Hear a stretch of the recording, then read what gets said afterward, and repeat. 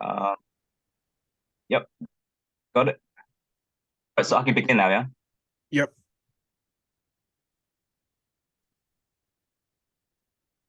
Starting to be a slideshow. Okay, so if everyone can see it, so we can begin, yeah. Yeah, so first of all, so thank you for coming to the lightning talk here today. I'm going to talk about, Chinese dialects, two very familiar one, Mandarin versus Cantonese. Before I begin, just want to say thanks to many people. But I think I would like to single out, my students because I've been teaching, Chinese as a foreign language, to students, in foreign countries before, and I must have taught over 100. I'd like to thank, every single one of them for, for showing interest and also, getting me to think about, these languages in very different ways. So let's begin. Okay, first of all, some background about your Chinese dialects. You know, so for me, Chinese dialects mean a lot because I'm from Hong Kong, so it's my native language. I actually presented on say Cantonese as a lightning talk last year, so it's on YouTube, etc. So you can all check it out. So yeah, I presented on the very similar topic to Ronin before. And the big question that people have been talking about is Mandarin versus Cantonese. These are the two best known varieties of Chinese, and people often say that these are two different languages. The keyword here is two and languages. Um, I've written in an op-ed before that the answer is no. This is an underestimation and an overestimation of Chinese. Is that it's an underestimation, and there are not just two types of Chinese. There are many, many, many, many varieties of Semitic. There are seven big families, and within each family there are tons of sub dialects, and so we're talking about thousands here. There are thousands of Chinese dialects. I'm not just two. And secondly, the language versus dialect debate.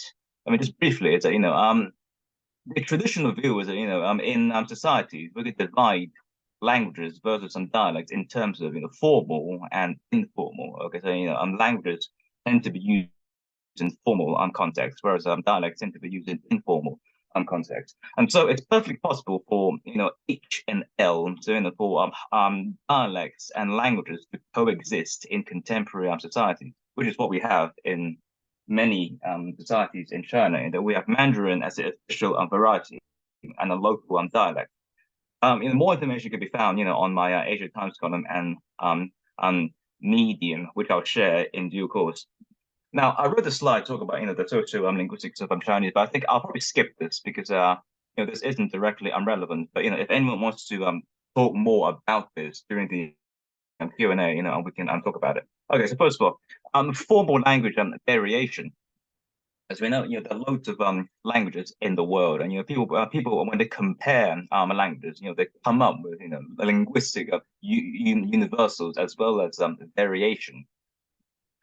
The mainstream view is it's called cartography. So there's a universal projection of linguistic categories. It was initiated by Chinko and developed by others. And people have established that there are two main domains, one for the clause and one for the noun. And people have said that these two domains are actually quite similar. They're two parallel structures. So, for example, Apne and also a Longobardi, who was my supervisor here at York. We assume a head initiality, so left to right. So head comes first, and complement comes next to it, of left to right. And so in the clause, you have established this type of structure. So there's comp, subject, tense, auxiliary, aspect, verb, object. They illustrate it with some very simple English examples.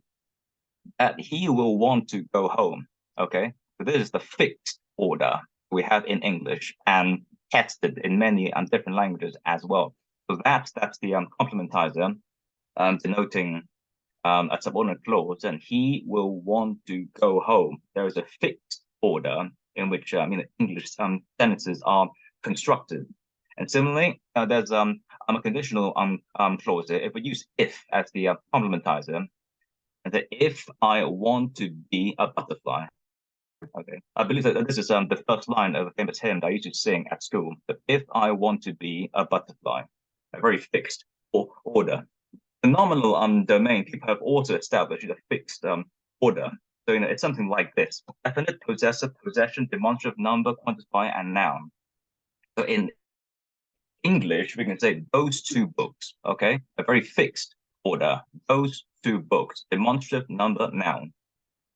Or we could have, possessive construction. So, we could say Chomsky, who is the world's most famous linguist.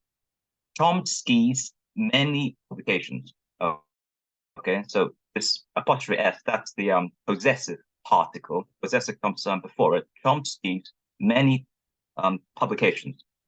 So, these are the word orders that have been established, and they've been tested cross-linguistically.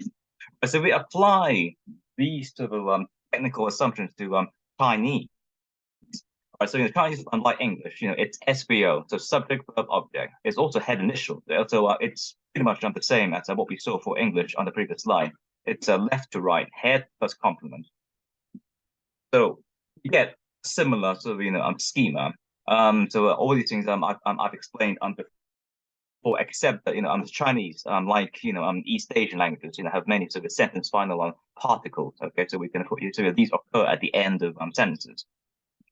If we translate sentences from the previous line, okay, so in Mandarin, if we just said 他会想回家吧 okay, so 他 is the subject, meaning he, 会想, so it will want, 回家吧 return home, then SFP.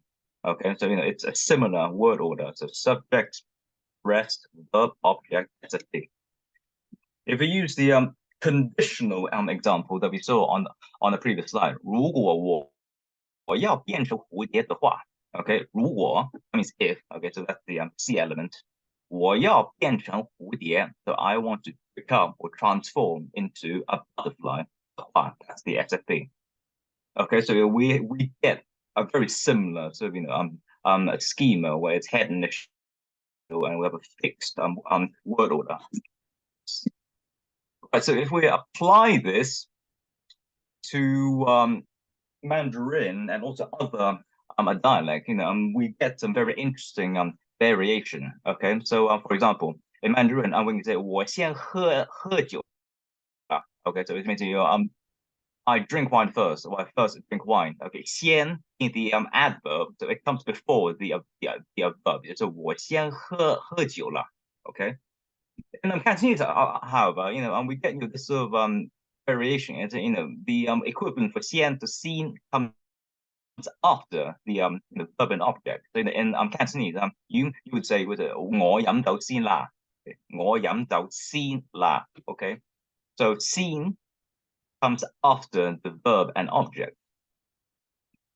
And also in the Mandarin, we could quantify a verb by using 多少, meaning more or less. And it's also some kind of adverb. So we could say 你多吃一点吧, or 你少吃一点吧. So you should eat more or less. Okay. In Cantonese, however, we would use 多 and 少 after the verb, so between the verb and the object. So in Cantonese, we would say 你食多啲啦, or 你食少啲啦. All right, so we get these sort of different positions if we compare Mandarin and Cantonese. So if we look at the noun, we also have a similar a schema. I'll illustrate this.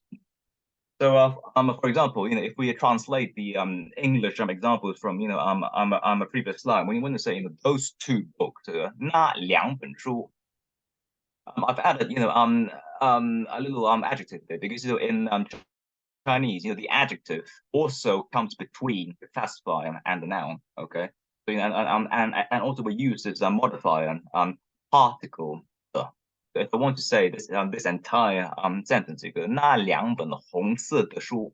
Okay, so if again we have a fixed order and it's demonstrative, number, classifier, adjective, modifier, noun. The other example is Chomsky 的很多出色的出版作品.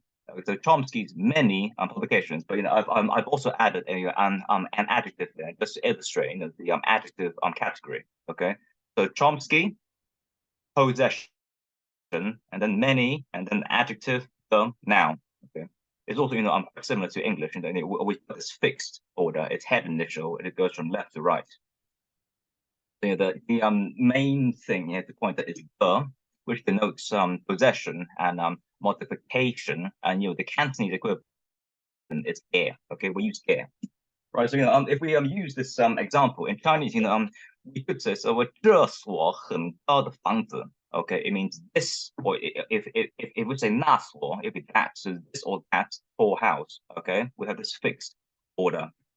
In Cantonese, that would be so 呢間屋嗰間好高嘅屋, etc. The main difference between Mandarin and Cantonese is, in Cantonese, is that the demonstrative is optional. So we could say 間好間嘅屋. So we drop the demonstrative and we use the classifier as the initial element. Right, so if we compare Mandarin and Cantonese, okay, so we've got the schema again. If we look at them, yeah, so in Mandarin, xian before comes after the verb phrase. In Cantonese, it comes after the verb phrase. So we could have posited a rule like this, where in Mandarin it's adverb plus verb phrase. In Cantonese, it's a verb phrase plus adverb. But the other example, we could say that 多 and 少, these adverbs denoting quantity, they come before the verb, whereas in Cantonese they come after the verb, as we have here. For the noun, again, we use this schema. Compare Mandarin and Cantonese. Is the main thing to note is in Cantonese, demonstratives are optional, so we can drop the things, the particles that mean this or that, so legal. We can use some classifier as the initial element. And when the demonstrative is omitted, when the classifier comes first in Cantonese, it means something else. It means the.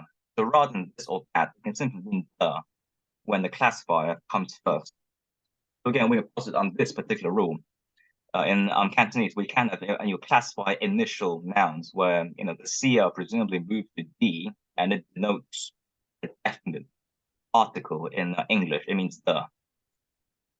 All right, so conclusion. A few minutes left. Sorry? We have a few minutes left. We're closing in on. Yeah, think about it. Yeah. So if we apply the conclusion, is that this paper I've been trying to show you the formal and the parametric analysis of Chinese, and we can compare the Mandarin and Cantonese. We've come up with these rules where there are these differences between the Mandarin and Cantonese.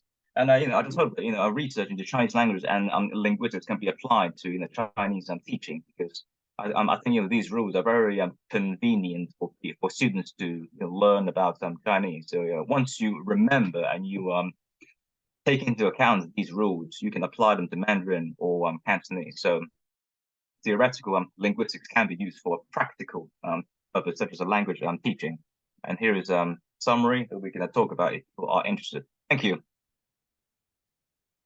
Thanks a lot, Keith. You really took the words right out of my mouth. So, any questions for Keith?